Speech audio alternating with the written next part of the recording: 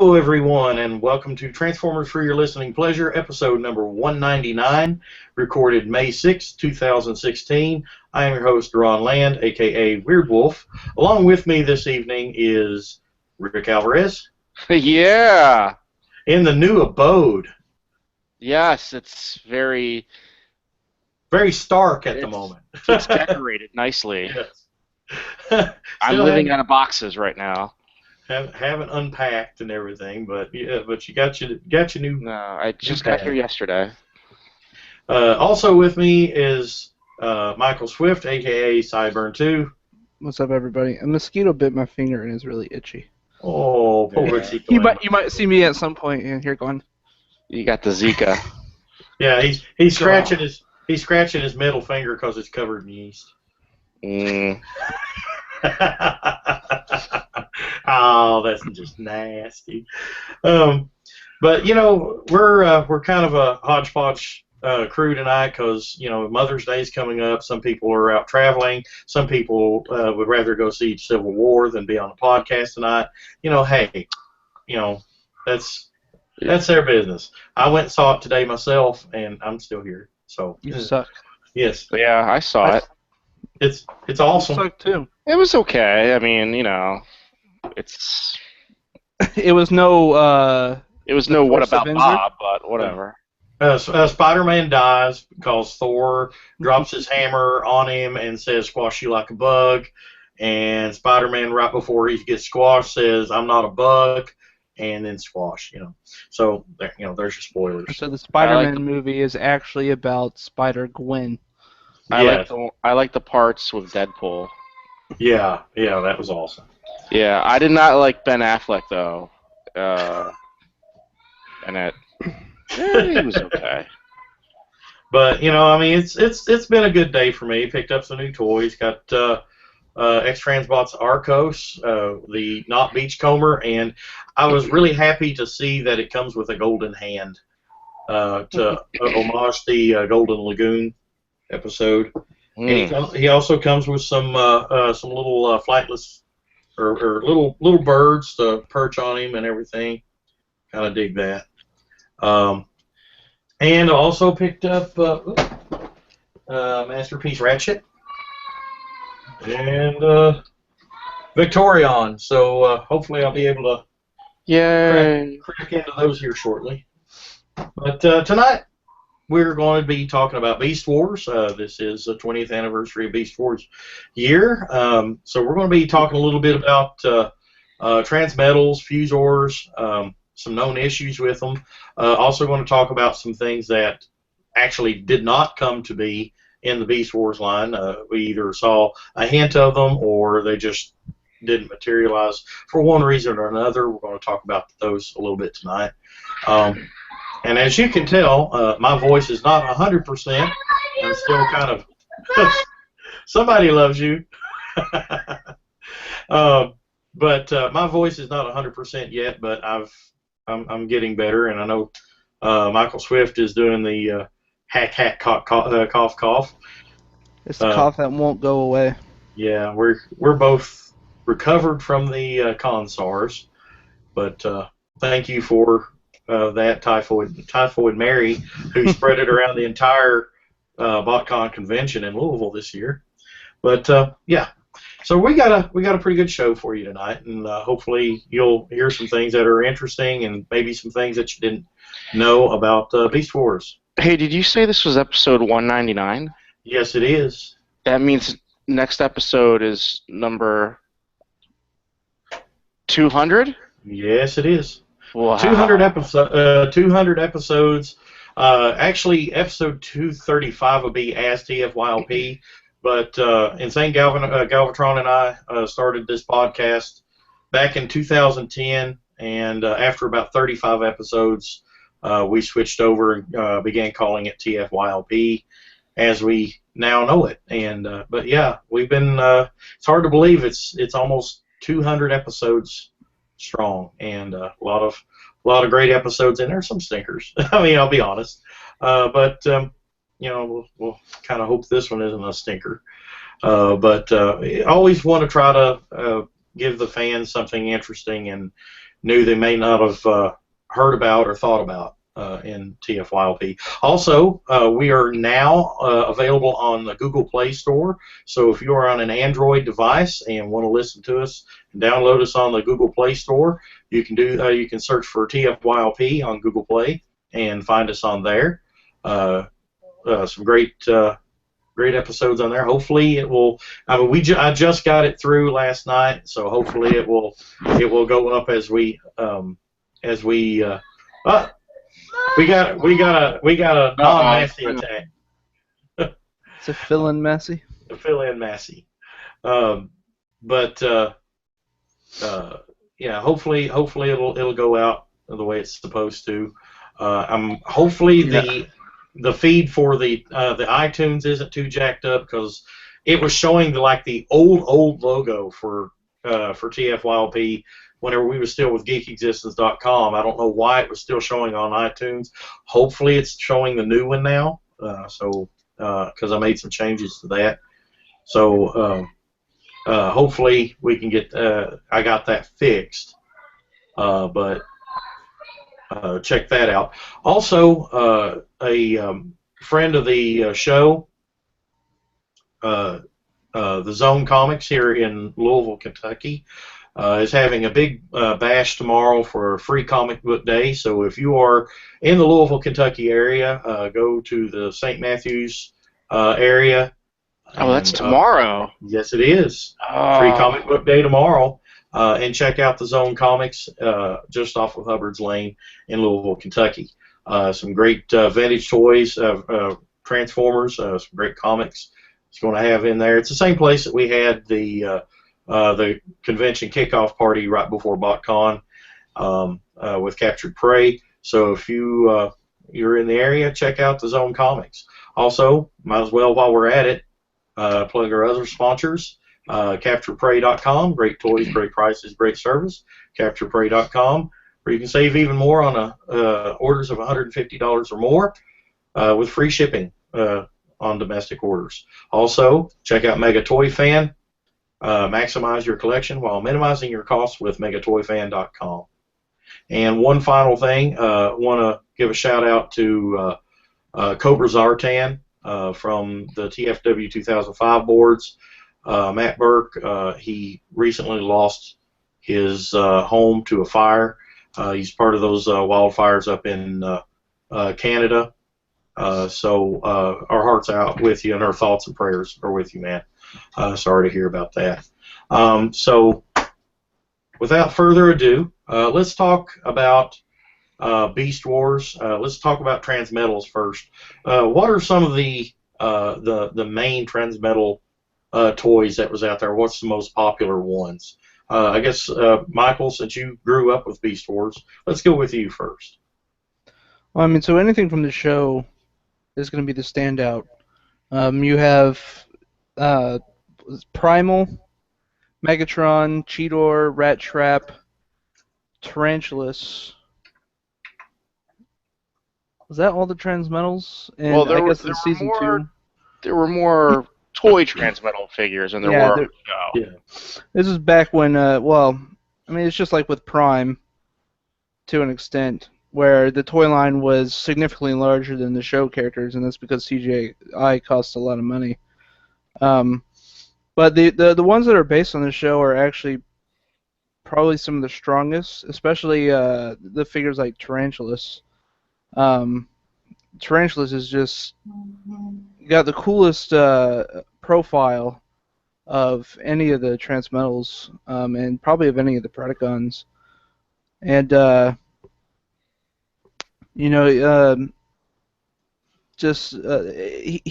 feel like he really became a character when he became the Transmetals version. Like that's the one you think of when you think of Tarantulas. I mean, with the BotCon set, the Tarantulas that was in that was based off of the Transmetals Tarantulas, and not his original form. I think what's exciting about Transmetals is that it's kind of Beast Wars was that phase where Transformers weren't quite as big as the Unicron trilogy. The movies weren't even being thought about, and you're coming out of that lull after G2. And we had the show about Beast. And it was familiar, but it wasn't familiar. You didn't have the cars and the planes, and you didn't have the familiar characters that you grew up with. You had new characters, but some of their names or designs would harken back to G1. And what Transmetals did was it kind of started to bring those vehicle modes back into the fold. So you still had the Beast Wars, every character still had a beast mode or robot mode, but the Transmetals now had a third mode that was kind of like reminiscent of a vehicle. Yeah, his like spider bike type. Yeah. Thing. Right. So in a way, even though premise-wise for the show, it was the future and they had evolved and they could take on these organic forms on the outside and become beast, stylistically, they were reverting back to G1 by starting to incorporate vehicle modes.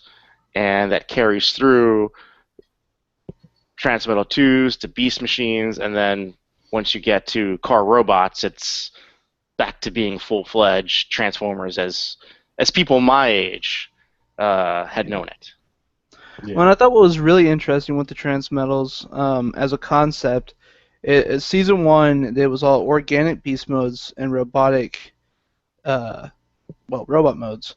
And then with Transmetals, they flipped it on its head, and you had very robotic beast modes.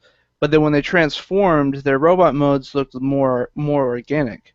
You look at Primal, and he has fur patterns on him in robot mode, and his face is more organic. But in beast mode, he's a shiny chrome ape. And it was like that with all the Transmetals. That sort of flip on Season 1. I actually never really noticed that, but you're right. You're right. I was trying to think I forget the name now. I'm just going to skip over that. But my which thought. Character? Which animal? It's one of those things that I had a thought and then it just kind of right out the window. But yeah, the Transmetals, they also were known for some of their issues too, and much like Generation 1's GPS, it also carried over into some Beast Wars toys as well.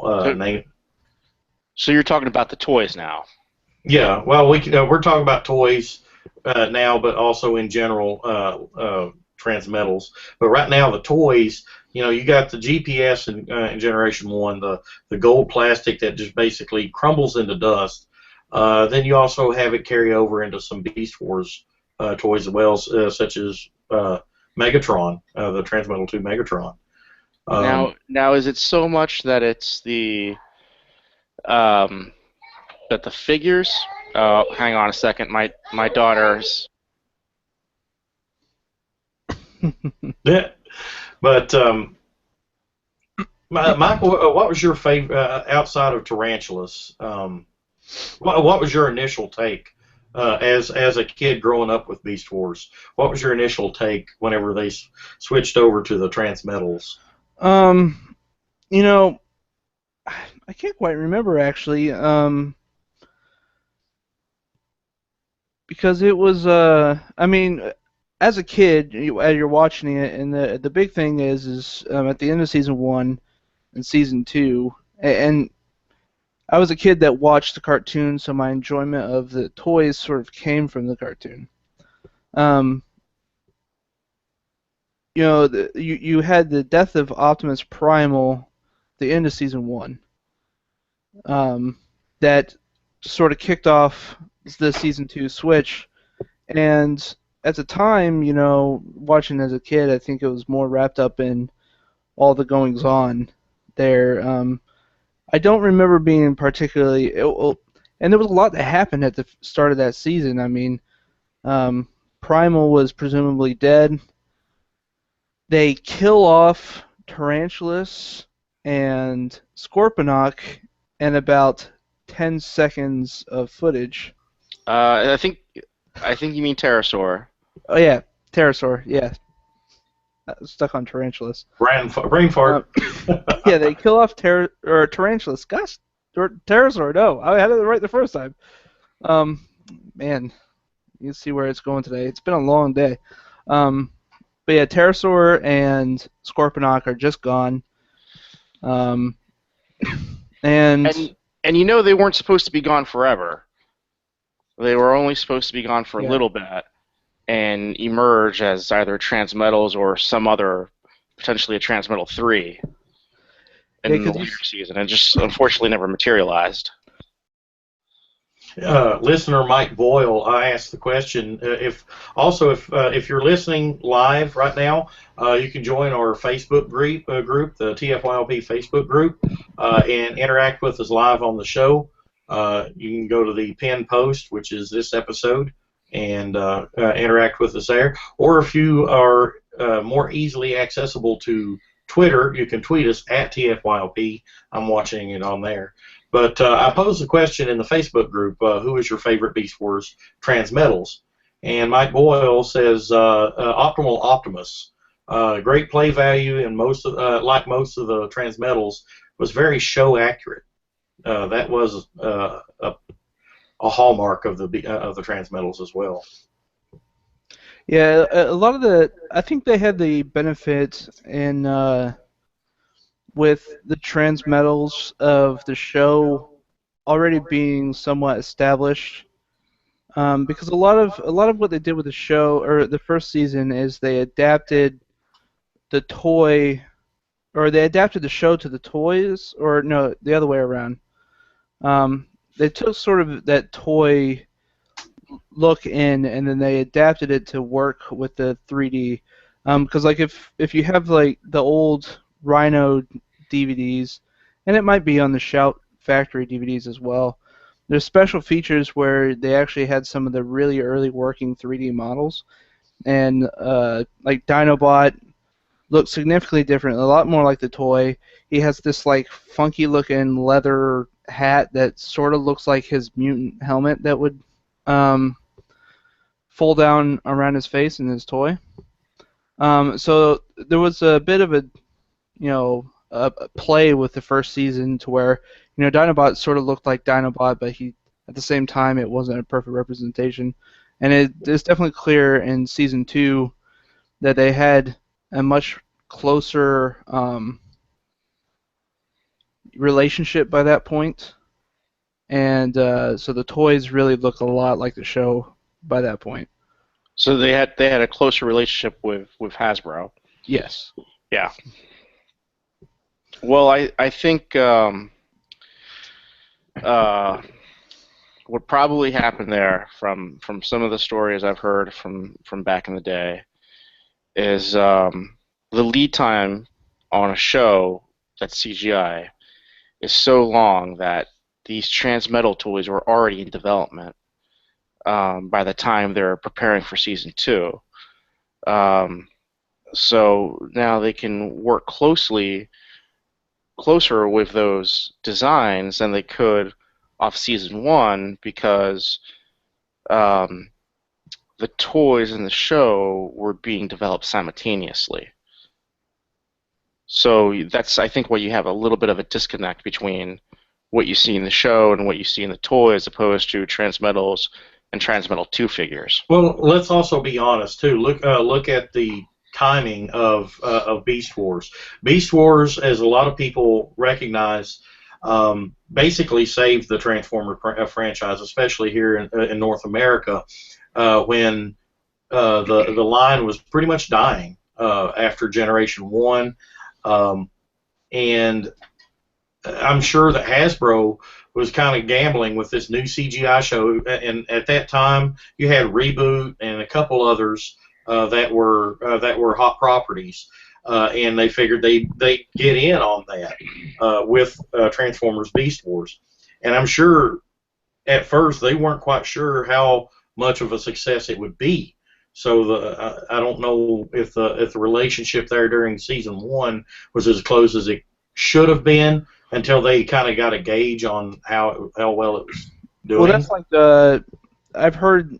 I can't quite. I might have read it on the TF Wiki or something, but or maybe it was a special feature on a DVD. But like with the first season, it takes a while. It's not until Possession that they really start to tie Beast Wars in with G1. Up until that point, they sort of were, playing it a little loose so that they could say, "Oh, this isn't, testing well, or this isn't, showing well. Well, we're gonna just back off and not make it too." I mean, because when you look at Beast Wars, the first thing that comes up on the screen is Beast Wars, and then it says Transformers, and it was that time period where the name Transformers couldn't necessarily sell a show or toys. And you can kind of see it in some of the ways they handled Beast Wars.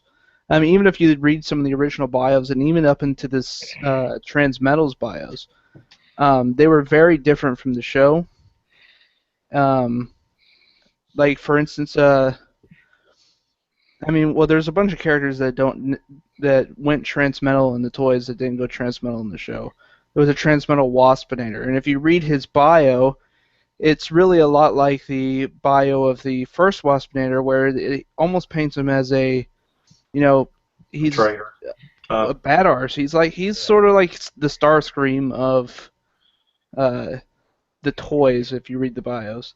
I think what you have there is actually a disconnect between the copywriter, who is the person who actually writes the bios for the packaging, and someone who is actually connected to the show.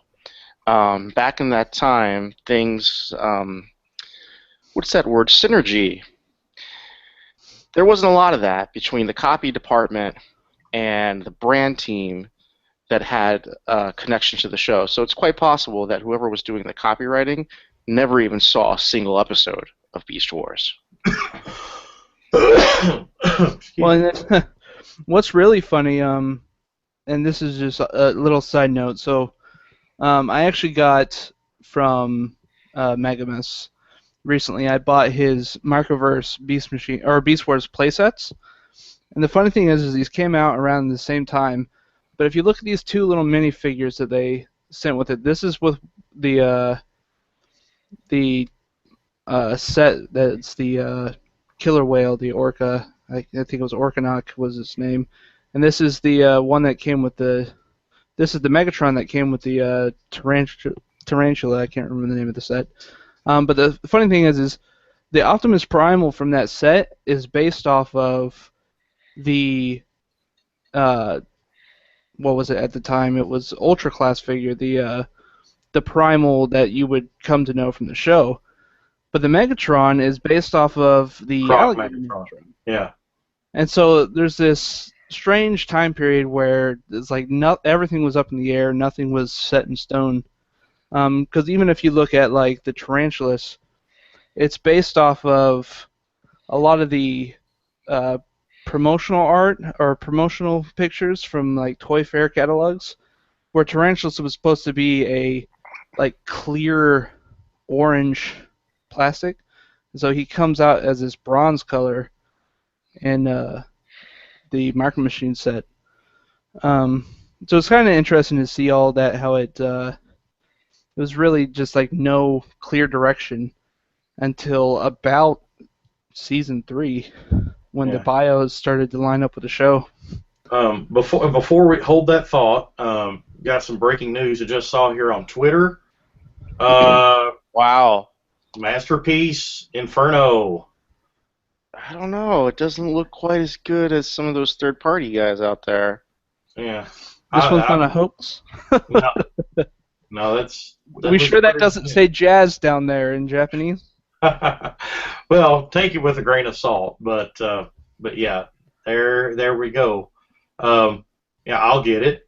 I mean, I'm going to keep my my Make Toy Hellfire, but yeah, because it's awesome. But I'm going to get that as well. But I don't know. I think that's Artfire. I don't think that's Inferno.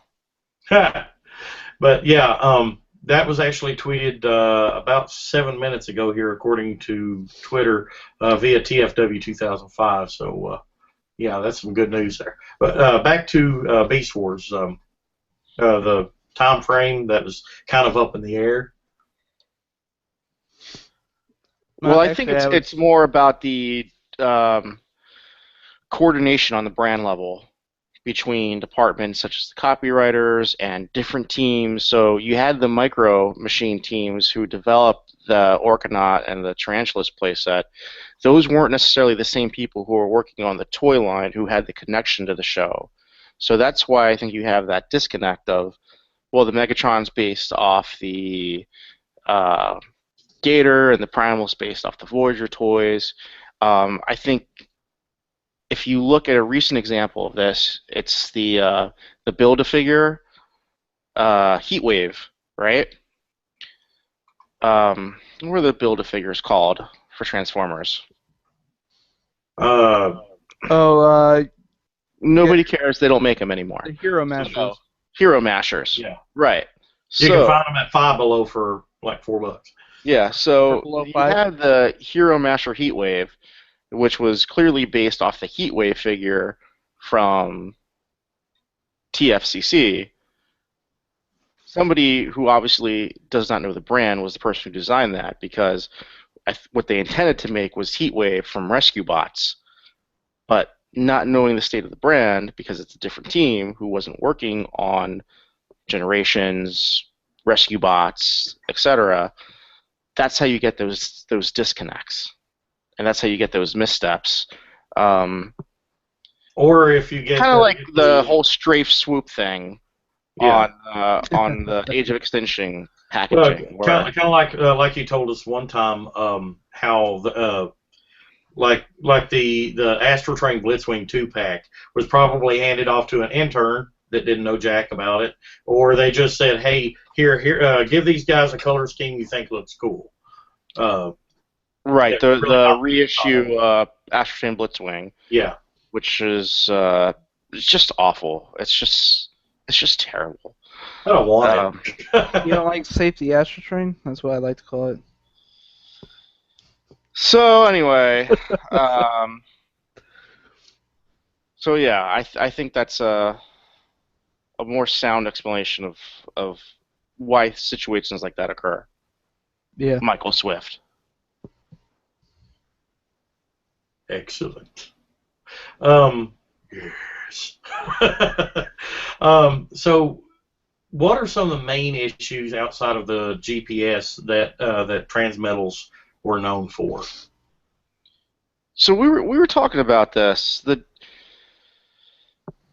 It's actually the flaking issue. I don't know if it's so much as GPS or can be considered GPS, but Transmetals, and it seems to happen on only certain figures, have a flaking issue, and the figure it seems to happen to the most is Rat Trap. Transmetal Rat Trap. I've got one that's carded, which is just, it's a mess. All the red flakes from the vacuum chromed have come off and are in the package. Same thing with my loose one. It's all chipped off. I think it tends to be that character, and oddly enough, later in Beast Machines with the Voyager side, Jetstorm, exactly. Yeah. And the thing is, it was so pretty too, back in the day. I actually believe I have the same flaking problem on my original Rat Trap. Luckily, it's not too bad, but every time I have to go to dust it, it starts to flake a little more. It didn't seem to carry over to the Walmart and Fox Kids repaints. Those are pretty pristine on mine. I haven't noticed any flaking on that. The one figure that I do notice a lot of flaking starting to occur on is my Rampage. And your Transmetal, is that the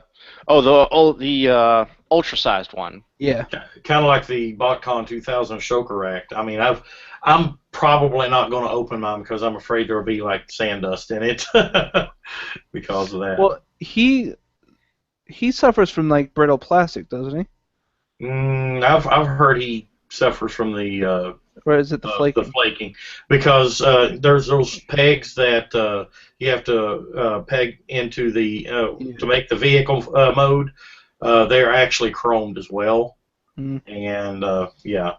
Because from my understanding, the big problem with the chrome, and if you can find a pristine version and you have some bit of handiness, you can actually prevent the cracking of the chrome, or you can actually prevent the flaking. But basically, from my understanding, is the problem is they didn't apply a top coat to the chrome after it was chromed, and so that chrome is just exposed to the air and shipping. If you go and I believe, and a lot of the repairs or the way to preserve your figures that I've heard around the internets is to go and buy clear coat, and if you are handy enough and you trust yourself to do it, you can actually put clear coat on your transmetal parts, on the vac chrome parts, and it will prevent the flaking. I don't trust myself not to be heavy-handed with it and get swirls all over it. Yeah, I'm too much of a clod when it comes to something like that. But yeah, I mean it's like back in the day. Well, I think alternator smokescreen was my first attempt at doing a custom, and I successfully took all the deco off of it with rubbing alcohol.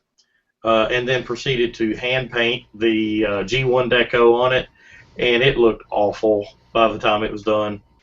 But you know, that told me enough right there that I was like, you know, maybe this customizing thing is not for me. Yeah, people have been sharing like, and this is a tangent, but people have been sharing like the customized masterpiece figures to look like the Transformers Devastation characters, with all the cell shading and stuff like that, and I'm just like, just drooling. I'm like, I wish I had talent because I would love to do this to a masterpiece figure, but I'm never going to do it. I probably would, painting an entire figure red would probably go wrong for me somehow, and I'd end up with blue splotches all over the place. It's really all about trial and error and finding what technique works best for what plastic or metal that you're painting. So anyone can do it. It's just, as with anything, when you learn something new, it's patience. Yeah. Edward Hunt on the Facebook group says, "Put pledge floor care on the chrome." It's whatever works as a sealant, I guess. But it all depends on how adept at it, as Michael said, that you think you could do it. Me, it's something I would never attempt, just because I'm a clod. Yeah, I try to buy a pristine version and then just never touch it. And even that doesn't stop the flaking. Yeah, it's like my Shoker Act. I'm happy to have it, even though I know it could potentially have issues. I wanted it because I wanted a Hartman era BotCon exclusive, and it is a pretty one in pristine condition. So I'm considering, because I'm not as concerned about opening it, so I'm one of those that's considering actually sending it off to get AFA'd. So, just for posterity's sake. Now let's talk about, we've talked about transmetals. Let's move on to fusors. Rick, you want to talk a little bit about fusors? Well, fusors was an interesting concept. So if we break the toys down into seasons of the television series, you have your basic Transformer, which has an organic exterior and the robot on the inside. Transmetals is now taking that exterior that's organic and making it all shiny and chrome. Fusors keeps that organic look to it, but now it's a combination of two animals in one. So obviously the two most popular ones, which were the only ones on the show, except I guess Tigerhawk was a Fusor. Quick Strike, who was part Scorpion and part Snake, and Silverbolt, who was part Wolf and part Eagle.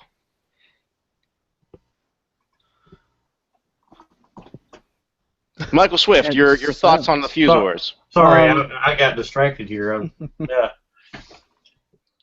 Yeah, I thought it was as a kid. Honestly, the Fusors to me were more interesting in season 2 than the Transmetals. I mean, the Transmetals had that play pattern where you could turn them into vehicles, and that was fun. Though some of them didn't really. Their vehicle modes really were nothing. Like Cheetor's vehicle mode, he gets some jetpacks. Some of them were more interesting than others. But I was really a big fan of, Silverbolt and Quick Strike in the show. And a lot of the molds that were out there, it was just cool to see how they mixed some of the creatures together. I know one of the ones that most people hate is Injector. And Injector was one of the few Fusors I owned as a kid, and I actually have grown to quite enjoy the figure. And it's an ugly, ugly mess, but it's a lionfish combined with a hornet or a wasp into this just repulsive-looking Predacon. And I think what really made me love it was his portrayal or his character in the IDW Beast Wars miniseries and the corresponding sourcebook material.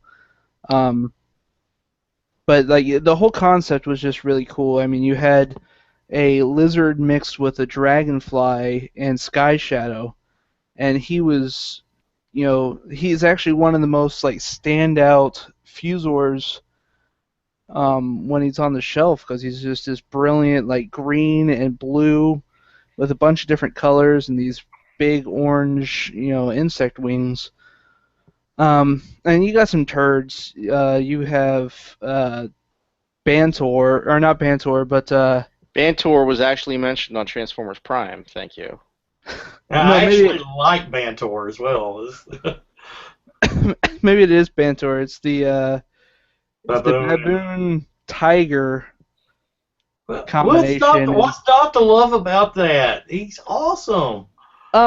You know how we ended up mentioning him on Prime? I think we tried finding the most ridiculous Transformer possible, and we had already mentioned Sea Spray. So I think Bantor, that's how he gets referenced in the show. Yeah, because he's definitely one of the more outlandish, especially since if you have the toy, it did something really funky with his legs where none of his legs match. Like one side is like a tiger leg and the other side is like a baboon leg. And it's not like his front, like Silverbolt, where his front legs are like the eagle legs, but his back legs are wolf legs. No, one of his back legs is a tiger leg, and the other back leg is a baboon leg. And it's just like he would be just a terrible animal to exist. Run around. I imagine he can't move. Wasn't that kind of like a? Didn't he get that kind of characterization, like he was like some kind of failed attempt at a Fusor or something? I mean, the only characterization he ever really had, I believe, is the Beast Wars source book. Because he was in the Beast Wars comic that IDW put out, but he was never really a central character. Is that the one that was done by Jim Sorensen? No. Source book is that's all Furman. Okay. And I believe Ben Yee worked on that too. But I wanted to touch on something that you said earlier, Michael. Fiction can really elevate a character tremendously. you want to talk about kind of crappy Beast Wars toys, there's Razor Beast, who is a basic boar. He's a boar, he turns into a robot. I never thought much of him, but, and this is going back to the Dreamwave days of comic books, the Dreamwave, and I think it was Dreamwave, it was the Dreamwave Beast Wars books where Razor Beast was really focused. Was that IDW? Well, I think the idea started in the Dreamwave days, but Dreamwave never actually put the comic out, and so Furman sort of recycled a bit of that for IDW.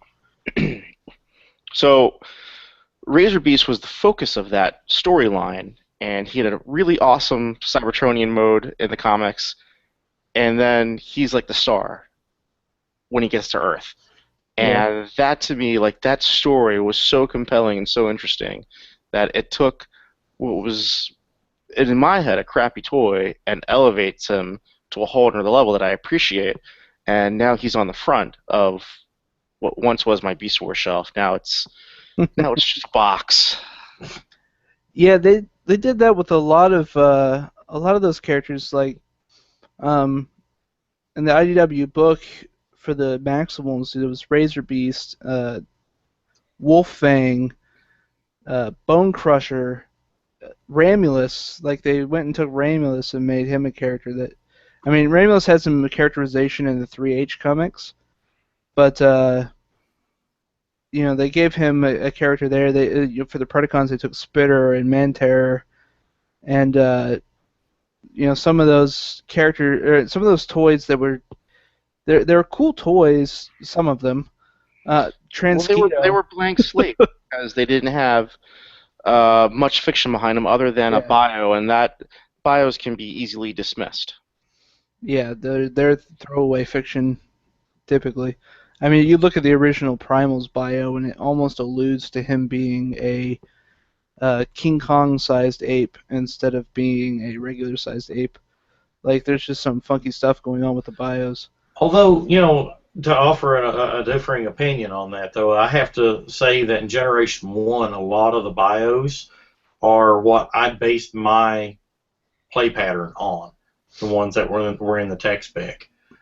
But I'm one of those few people that actually, I mean, I enjoyed reading the tech specs on a regular basis because especially the characters that really weren't featured in the television show, or didn't have that much characterization in your mind or in my mind as a kid, the tech spec bio helped fill out more of the character and helped enhance my play value of that particular toy.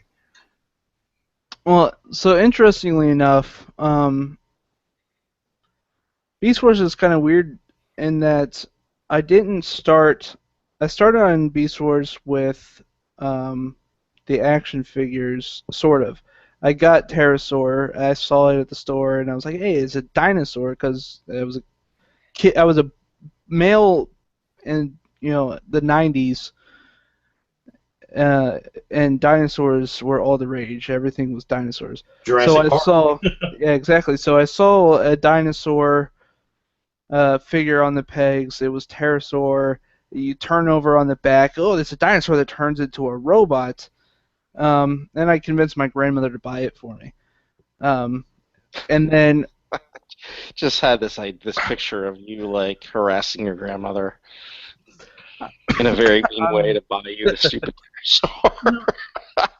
I think I was like I was 7 at the time. I don't know. We were in the toy section, so this probably means that she was gonna buy us a toy anyways, because we usually weren't allowed to go to the toy section if we weren't getting something. I usually dragged my mom there anyway, whether or not I was getting anything or not. That was back in the days when Walmart had the round clothing racks. Yeah. And so we used to just go play in those when we were at Walmart. And the toy section we only went to when we were allowed to get something because we knew that wasn't going to happen. And then later, it wasn't much later, but I discovered Beast Wars, and I probably discovered it because I had Pterosaur, and so I had familiarity with the name. I discovered Beast Wars in the cartoons that used to play before school, and got hooked. And then I had to have whatever character I could get at the time. And I don't even remember how the story started or where it was supposed to go. I'm kind of wondering where the story's supposed to go. We had a point at one point, but it got sidetracked, and then sidetracked again. This is TFYLP, it happens. Yes, but sometimes these little rabbit trails that we chase are really fun and interesting. They lead to some information being revealed. It was tech specs. I don't remember ever actually reading it.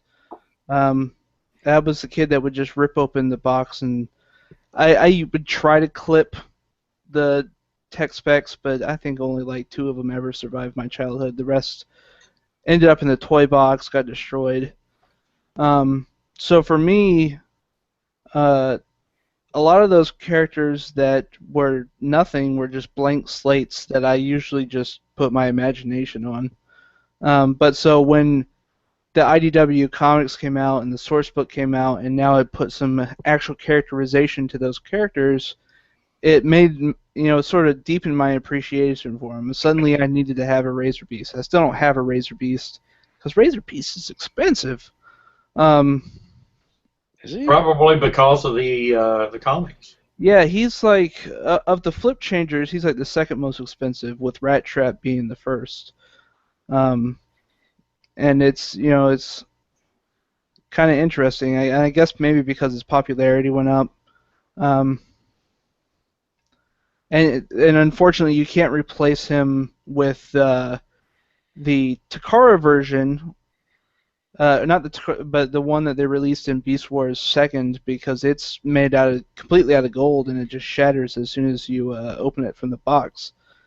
It's a giant spring-loaded GPS toy that's not very good. I remember watching, I think it was a YouTube video one time, somebody opened up the Randy. That's what he was called in Japan. Yeah. Going back to what we were talking about before the show there, Rick, Randy. But somebody opened up a Randy, and it's like, this is GPS, and just did like that with his hand, and it just like literally fell to like little tiny pieces out of his hand. And oh yeah, I imagine if you took the money well spent. Yeah, if you took the spring gimmick and tried to pull it back, that figure would just explode.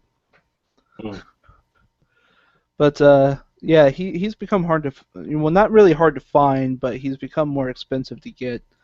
Probably because of that, especially, if the Japanese collectors that want to go back and get a Randy and they don't want to get a known GPS toy, they'll get the American version that's not prone to it, or as prone to it. Yeah. That's the hypothesis. But yeah, so yeah, the release of the source books and stuff, and it's really a disappointment that was back in IDW's miniseries days, where everything was a 4-book series, and there was no continuous comic. That's when Beast Wars had its chance, and it had its chance and then fell off. I kind of wish they would have kept going forward with it, because a lot of those characters, because it was only 4 books, or it ended up being 8 books, but they threw so many characters at it that some of them didn't even get any personality. They were just there in the background in some giant fight scene, because they're like, we have to include every Beast Wars character that was ever released as a toy that wasn't in the show. I can just see Michael with the comic book holding it up really close. He goes, "That looks like Injector." Well, Injector actually had speaking parts. You mean dialogue? Yes. Okay. All right. Talk. Now, there's some things, some concepts that were like we talked at the beginning of the show, that either were just barely touched on Transmetals 3 or completely dropped it all. Rick, you have some info on that? Sometimes in the development process, things change. Maybe they don't cost out. Maybe the gimmick isn't delivering what the intention was. And I think you see that what I call vestigial parts in Transmetal 2s. Specifically the Ultra class Transmetal 2 Megatron, the Red Dragon, and Tigerhawk, which I guess was the only Fusor Transmetal, where you see like they have these wheels or what are treads, and they're almost like a third mode in a way. But it's not quite there. Like there's still parts missing, but you can see that there's places where pegs are supposed to snap together, and something was thought out and then dropped along the line. What's also interesting about those figures is that they have cockpits in them, which are never explained in the show, never really explained anywhere, but we know from previous BotCon presentations that there was supposed to be a little figurine in those cockpits. The Spark was supposed to take on like a humanoid shape and sit in those cockpits, and I don't think any of those figures survived anymore. Well, it's like the Transmetal 2 Megatron. Didn't they have like a little seat that would swivel? Yeah, that's the cockpit. Mode? Yeah. Yeah. Tigertron had the same thing. Yeah, he also has a cockpit. Yeah. Well, and that's like, I believe there was even supposed to be a pilot in Optimal Optimus's. Yeah, I think I remember one time Aaron Archer saying that Optimus Prime Spark was supposed to be the pilot of Optimus Primal. Like he would live in his cockpit. His Spark would live in his cockpit. That was sort of portrayed in the show where when Optimus Primal took in Optimus Prime's Spark so that they could repair him, and then he was by the power of Optimus Prime reformatted into Optimal Optimus. By the power of Optimus Prime, and that's when he got the power. Yeah.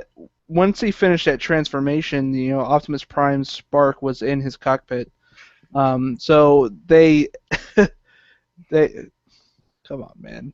I'm sorry. I can't hold it. What are you they laughing sort of touched on that a little bit, but it didn't. They only touched the cockpit a little bit. They touched on that cockpit just a little bit, and but it never went further from there. They seemed to. I kind of wish they had touched the cockpit a little bit more. Okay. Let's go. I'm sorry. My juvenile humor coming through here. Okay. Now. Hey, the show was founded on it. Yes. Look at the name of the show. I'm sorry. Yeah. But what are some, Rick? Are you aware of some toys that actually never saw the light of day, as far as like Transmetal 3 and everything? There's been a couple of people talking about Transmetal 3. Some previous Hasbro guys like Steve Trucker, Aaron Archer. I know at one point they had drawn up, and I think it actually made its way online, was a concept for a Transmetal 3 Rampage. And I'm trying to think back to that concept. I think it looked like a mutated, like... The thing about Transformers, for the most part, is when you look at the design, it's symmetrical. And some of the Transmetal 2s were not symmetrical. They looked like mutations. Like the left arm, the left shoulder might seem more organic in design, but the right shoulder might have some more robotic details in the design. And I think the Transmetal 3s kind of pushed that even further. Like the Thrustinator, I believe, was that based no, off Thrustinator, that was That was a TFCC figure, but that had actually come from Trent Troop and Greg Sepelak, who came up with that design of using the Beast Wars 2 Cyber Waspinator figure and just kind of putting a new head on it to make it into that half organic, half right, half cross, half Waspinator. A techno-organic Waspinator. But you saying something about sharing something? Yeah, I'm actually doing a quick search to see if I can find that art. I think I remember it being online for Transmittal 3 Rampage. Yeah, I was trying to do a search for it too, but I'm not coming up with anything. I know there was one for the Transmetals, and if anyone's done any browsing of the TF Wiki, they would have seen this. There was actually a concept for a Transmetals Dinobot that was not the Beast Wars or the McDonald's Transmetals Dinobot. If I can pull it up here real fast. Wasn't there a white variant of the Transmetal 2 Dinobot? Yeah, there was like a bone-colored version, and then there was a pure white and a light blue detail versions. And then the Transmetal 2s had a variation in the packaging, the number 2 versus the Roman numeral 2 in the logo. I remember that. I had several different instances of those in my collection.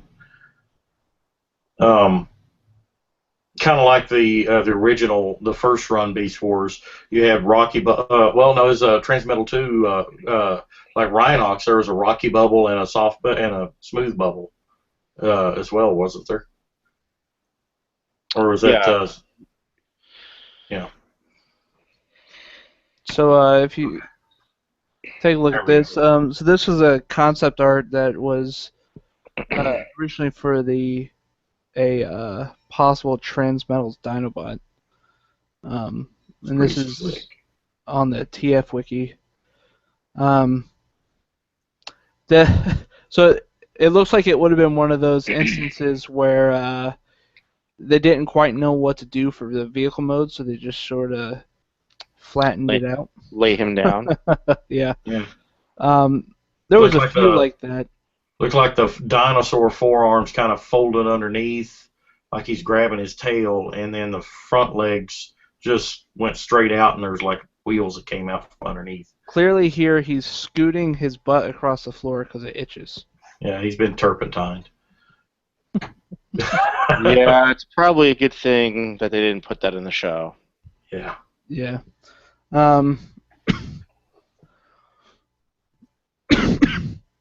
Get it together, Mike. So on the, we were talking about Transmetal 2s and we really didn't cover them much, but and one of the things I liked about it is, like I was saying earlier with the Transmetals, Season 1 was organic beast modes,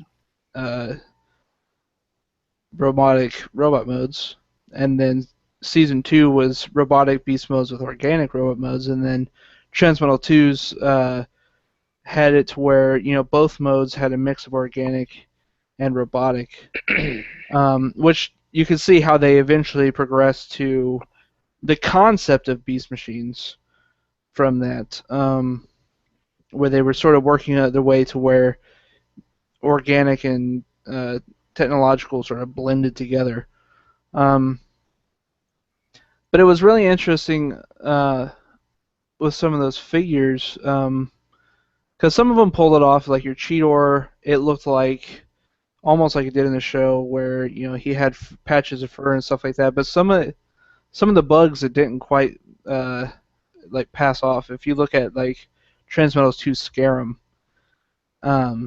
you would mistake him mostly for a Transmetals, except for he has that asymmetrical design about him that was seen with the Transmetal 2s.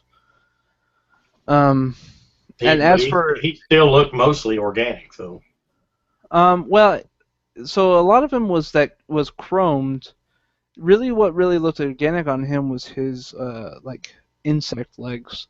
Well, I thought he looked more organic as just in form, but it's like the robot I'm sorry, the mechanical came from the chrome. I mean, it just but just his overall form just screamed more organic to me.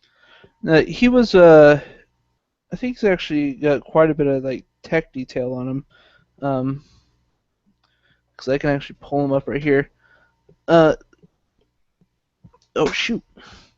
Dropping this little guy. So this is no, this is Transmetal 2 Scarum. Yeah. Oh, is that Scarum? Okay. Yeah. So like you can see he's very asymmetrical, but he maybe a little less so than some of the others. But he really didn't. I don't know if he really pulled off the Transmetal 2 look. There's a lot of them that are sort of like that with the Transmetal 2s, where they had like a clear direction for one of them, but like even Dinobot, for instance, he mostly just looks like a robotic dinosaur, and doesn't really carry over that blend of organic and technological that some of the other ones had. Well, wouldn't that derive mainly, like Rick was saying earlier, how especially in the second season, Hasbro and the studio were working more closely together, and by that time we had Code of Hero, and it was a way of bringing Dinobot back, but he was more of a robotic zombie, in essence. That it was basically just a shell of of the Dinobot that we knew.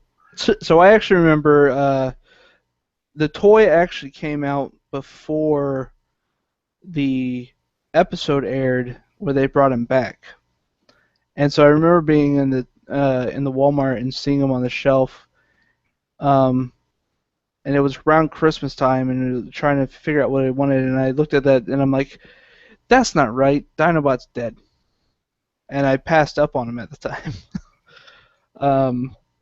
And then later you're like, I want it. Yeah. And sometimes I forget just how young you are. I'm the second youngest of the group. Who is the youngest? I believe Natsume. Yes, she is. I think. Well, anyway. Topic for a different day. Yes. Maybe get to know the cast of TFYLP thing. But now, did we fully touch on the characters that weren't released or were planned on releasing in Beast Wars? Can you put that statement in a different way? Okay. My brain is kind of mush right now. The characters that were planned on being released for Beast Wars, did we fully touch on all the ones that we're aware of? That were planned on being... I'm still not sure I understand what your question is. That were planned on being released in Beast Wars, but were not. Any of them, to your knowledge, for like the Transmetals and stuff like that, I think is what he's trying to ask. Yes. Oh, so like, was there like a Transmetal Scorponok or? Yeah. Not that I'm aware of. I there know is a Transmetal Scorponok. I have it. Well, not the Happy Meal version. I know the producers, the writers, had talked about bringing Scorponok and Pterosaur back, and it was never their intention to kill them off and have that be permanent. I don't know if there was any concept for that, though. Well, I mean, Pterosaur at least had a Transmetals figure. Scorponok just fell off the face of the earth after his death at the start of Season 2. it was kind of interesting because Pterosaur's dynamic in all of Season 1 was he was Megatron's Starscream for Beast Wars. And he really filled that gap, and then they killed him off, and so in some ways it's probably good because that actually let Tarantulas rise in his place. I feel like Tarantulas is really the one that took that over in Season 2 and Season 3, and Tarantulas ended up being a fan favorite. I mean, to this day, we're still, the club released 2 Tarantulas figures in the span of a year. Well, that could be due to a number of things. One to make up for the first one a little bit, I think, because the motorcycle was kind of a strange choice. But not really whenever you consider the fact that Transmetal 2 Tarantulas had that spider bike mode. I think that's more what it was homaging. I mean, that was the obvious. I think it was trying to, but yeah. I don't think either figure was truly what Tarantulas was supposed to be. I know at one point when I was working with them to develop the product, we had talked about Tarantulas being was it Mudflap or Dirt Boss? The Cybertron figure. Yeah, Dirt Boss. It was the pink monster truck with the huge wheels that hung off its back, and I kept thinking that would make a really cool Tarantulas based off toys that were available at the time. Yeah. Because he had those wheels that were hanging off the back of him. Yeah, I could see that. And like you're saying, neither of the 2 Tarantulas released really pull off exactly the look of Tarantulas.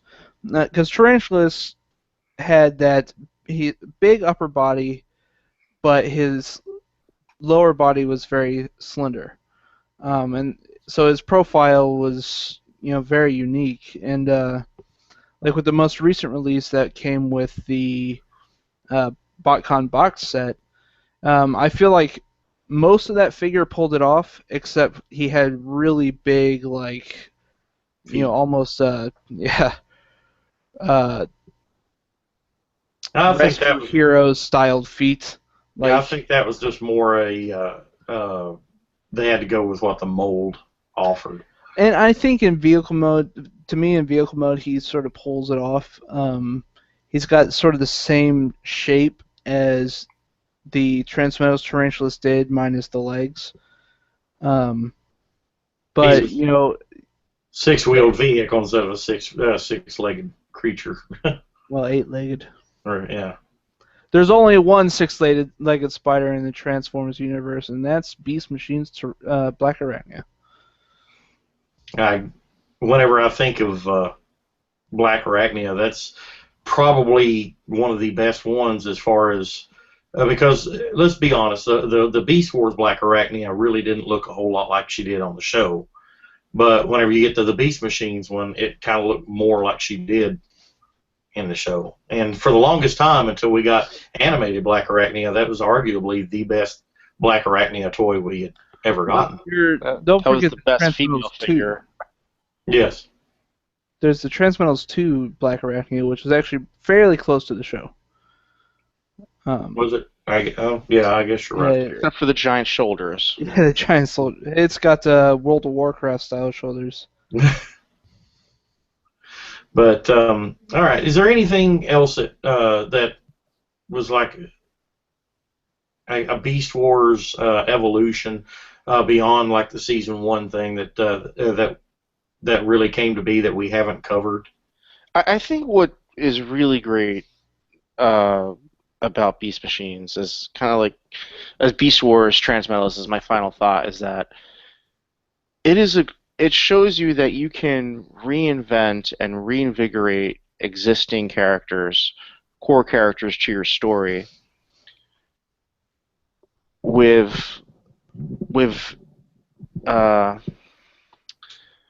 new designs and new looks. without having to offer just a gimmick, whether it's the Batman effect, where he's got big green laser, he's got fighting fist, he's got his awesome skateboard.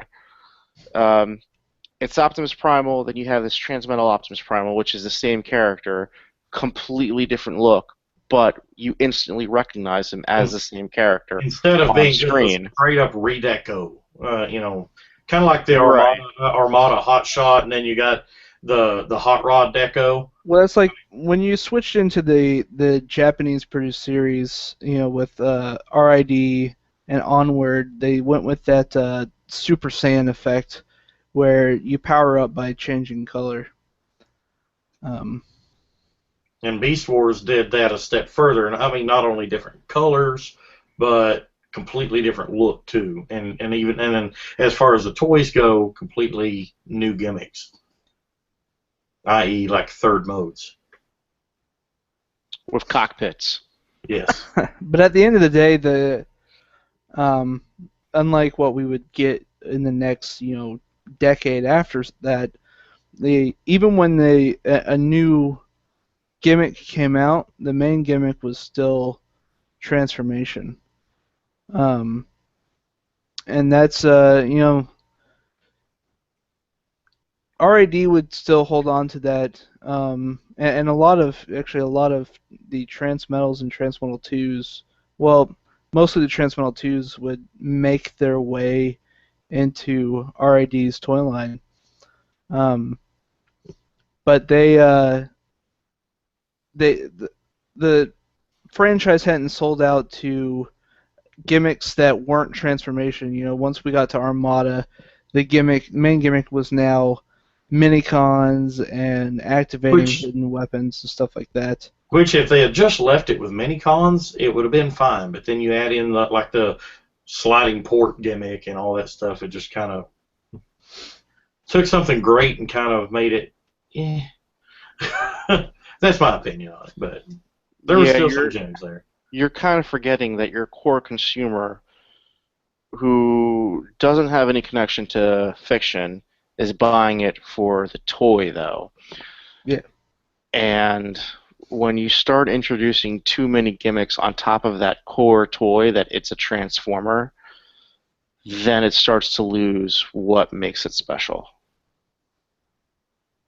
Like making Transformers that don't transform. Hence the end of Generation 1.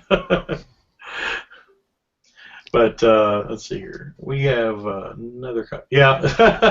Edward Hunt commented on the Facebook group. Action Masters were the worst. Sorry, guys. I know a lot of people love Action Masters, but I love Action Masters, but can they be considered Transformers?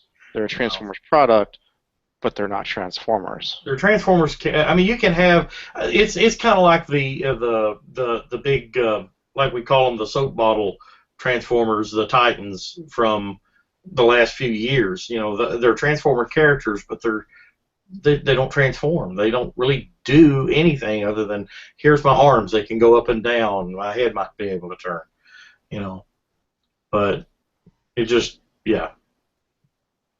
But you guys have any closing thoughts, Michael?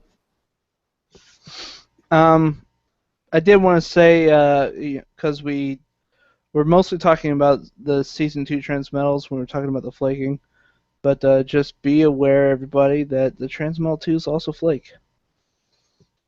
Oh, did we mention Inferno?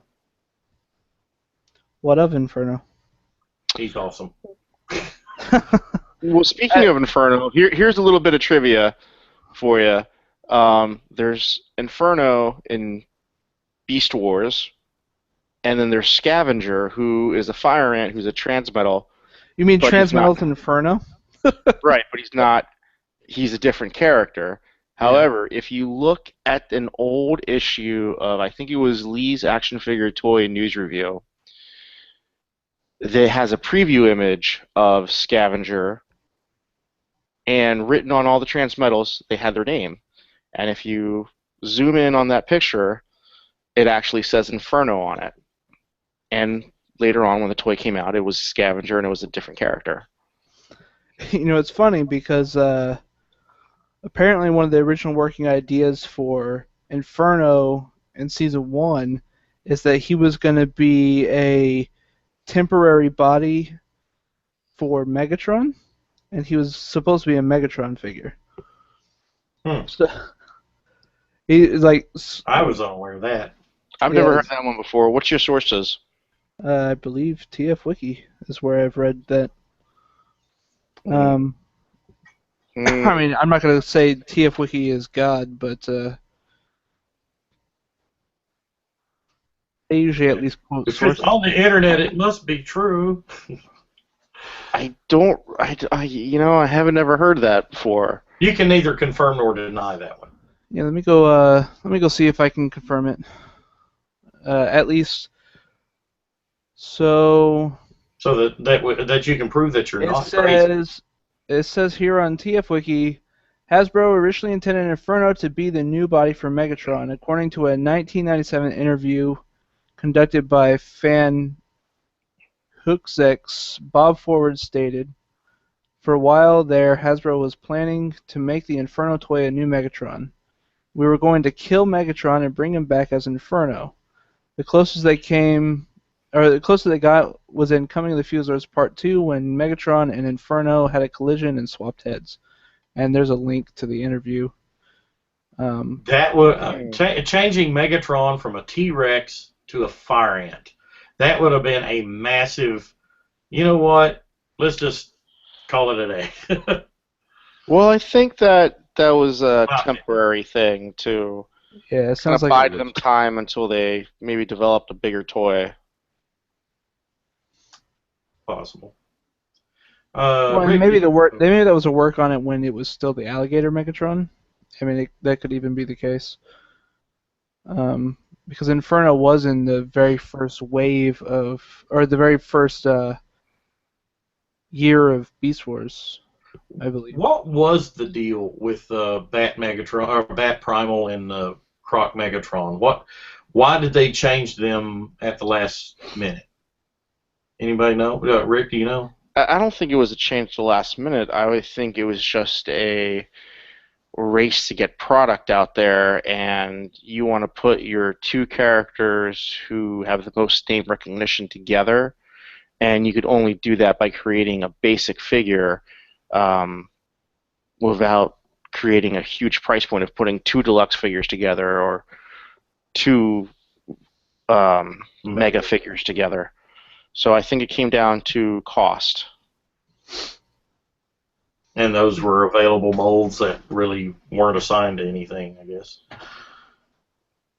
Or I think they were originally designed as, because I'd have to look it up. I'm speaking out of thin air here. Yeah, exactly. I believe that those were released earlier than the Mega figures, that 2-pack, and that was also before the show. If you look at some of the early Beast Wars, like the original McDonald's Beast Wars promotion,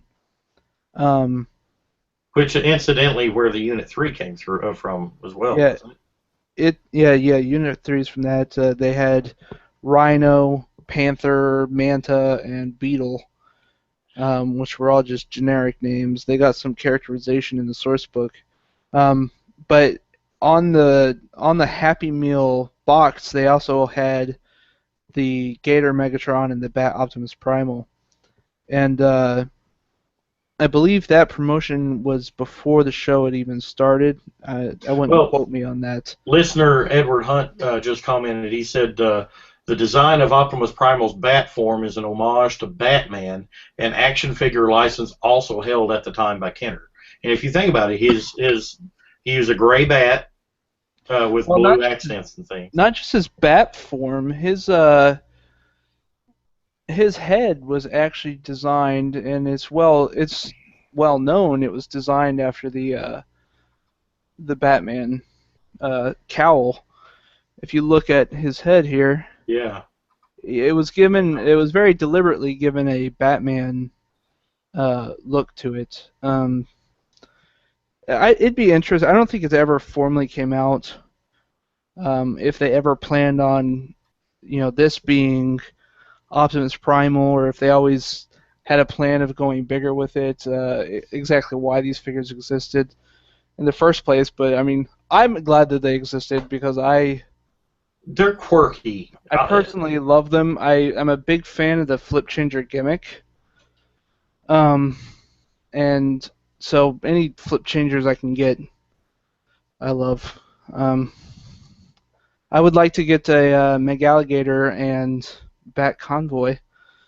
If anyone knows where I can find one for a decent price. Brett! All right, Rick, do you have any closing thoughts on our discussion tonight? Beast Wars was a brand that saved Transformers. And without Beast Wars, whether you are a trunk, not a monkey guy, you have to admit that without Beast Wars, we wouldn't have had the movies, we wouldn't have had Masterpiece toys. We wouldn't be sitting here probably right now doing this. We might not even have a brand right now, so know your history.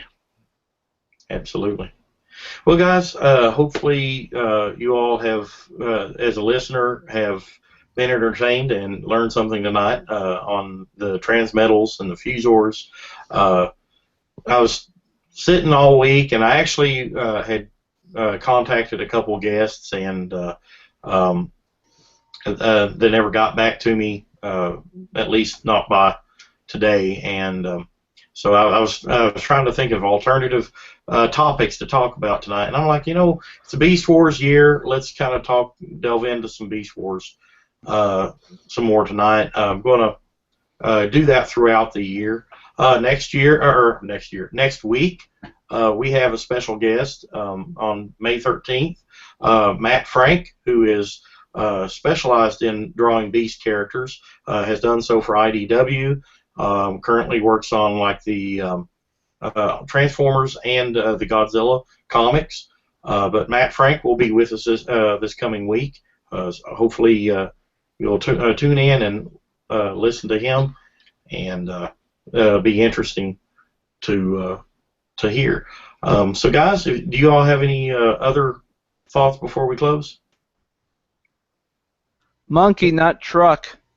Truck, not monkey. Old internet arguments. I just can't wait for the Masterpiece version of this guy. Yes, he will be out very shortly, I'm sure.